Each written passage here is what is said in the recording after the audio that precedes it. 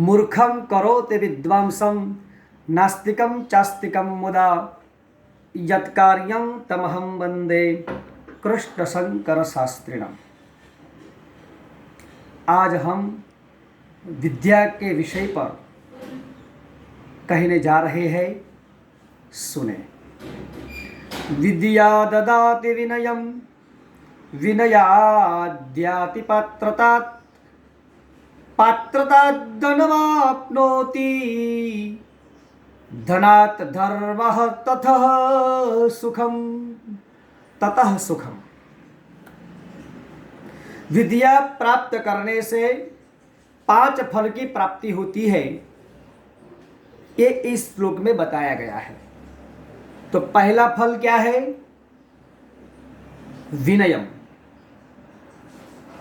जो व्यक्ति जीवन में सद्विद्या की प्राप्ति करता है वो विनम्र होता है, विनयी होता है। विनयी होने वाला व्यक्ति ही जगत में प्रसिद्ध होता है। दूसरा फल क्या कहा गया है? पात्रता। विनय के बाद पात्रता। पात्रता यानी ग्रहण करने की शक्ति। जिस व्यक्ति के जीवन में सद्विद्या प्राप्त हो जाए वो अच्छा ग्रहण करने की क्षमता रखता है।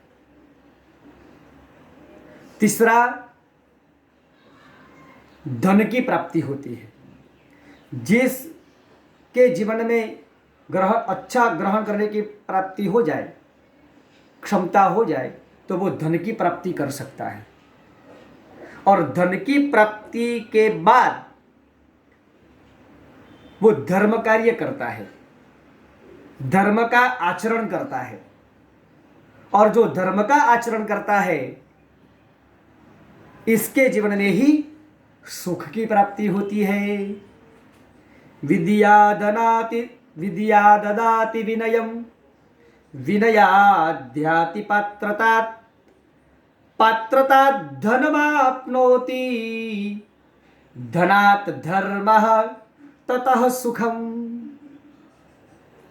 वो 5 फल की प्राप्ति सद्विद्या प्राप्त करने से होती है, अविद्या प्राप्त करने से नहीं। भगवान का 24 अवतार है, इसमें एक राम और लक्ष्मण, वो दोनों अवतारों में दोनों अवतारियों ने अवतार धारण करके अविद्या का नाश किया है। राम ने पहले किसका उद्धार किया? ताड़का का। ताड़का अविद्या थी। राम ने सोचा कि जो अविद्या को हम नष्ट नहीं करेंगे तो सद्विद्या की प्राप्ति नहीं होगी। और भगवान श्री कृष्ण ने अवतार धारण करके अविद्या का नाश किया। इसका नाम क्या है? पूतना। पूतना ये अविद्या है। पूत यानी पवित्र, ना એટલે नहीं है। जो पवित्र नहीं है इसका नाम पूतना। तो पूतना को पहले उन्होंने उद्धार किया और सद्विद्या की प्राप्ति की। भगवान स्वयं राम और लक्ष्मण निसर्ग से ही सांस्कृतिक थे, फिर भी गुरुकुल में जाकर विद्याभ्यास किया। राम और लक्ष्मण ने बताया, राम और कृष्ण ने बताया कि विद्याभ्यास करना हो तो गुरुकुल में जाना ही पड़ेगा। गुरुकुल में जाकर ही हम सद्विद्या प्राप्त कर सकते हैं, नहीं तो नहीं कर सकते। बहुत सारे श्लोक है विद्या के विषय पर। न चोरहार्यम न च राजहार्यम न भ्रातृभज्यम न च भारकारी व्यये कृते वर्धतयेव नित्यम विद्याधनम सर्वधन प्रधानम। चोर लोग विद्या की चोरी नहीं कर सकते। भाई भाई में जब फैसला होता है भाग पाड़ने का, बंटवारा जो होता है तो बंटवारा जमीन का होता है, मकान मिल्कत का होता है, मगर विद्या का नहीं कर सकते। न चोरहार्यम न च राजहार्यम न भ्रातृभाज्यम न च भारकारी। हमारे जीवन में बहुत जो विद्या प्राप्त ही की हो तो इसका हमको भार नहीं लगता। कहीं भी हम जाकर नींद कर सकते हैं, सो सकते हैं, मगर जो सोना हो, पैसे हो, धन दौलत हमको सोने नहीं देगी, मगर विद्या ही ऐसा एक धन है कि हमको सुखपूर्वक नींद आ जाएगी।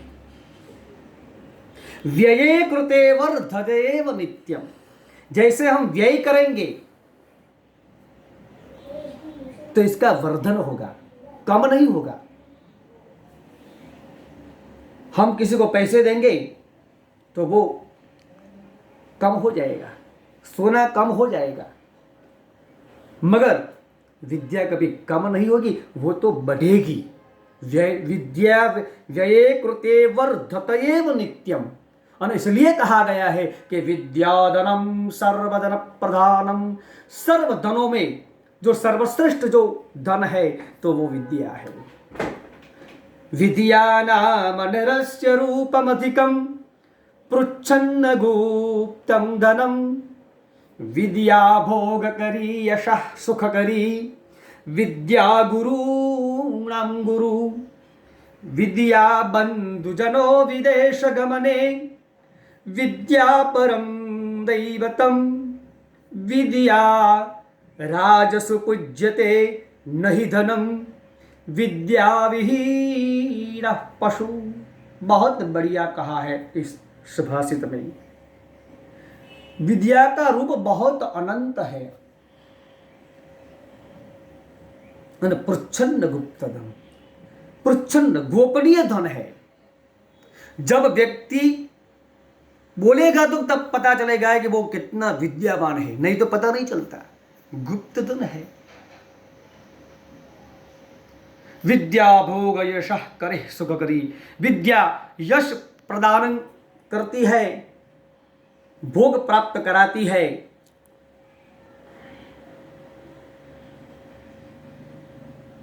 विद्या गुरु नाम को, गुरुओं की भी गुरु है। विदेश गमने, सद्विद्या जो जीवन में है तो वो विदेश गमन करवाने वाली होती है। तो बहुत बढ़िया कहा गया है, विद्या राजस पूज्यते नहीं धनम, विद्या राजस पूज्यते नहीं धनम। राज्य में धन की पूजा नहीं होती है, विद्या की पूजा होती है। और जो लोग धन की पूजा करने वाले हैं, इसकी गादी चली जाती है। इसलिए विद्या धनम सर्वधन प्रधानम कहने का तात्पर्य है कि हमारे जीवन में सद्विद्या आ जाए तो हमारा जीवन धन्य धन्य हो जाता है। जय श्री कृष्ण।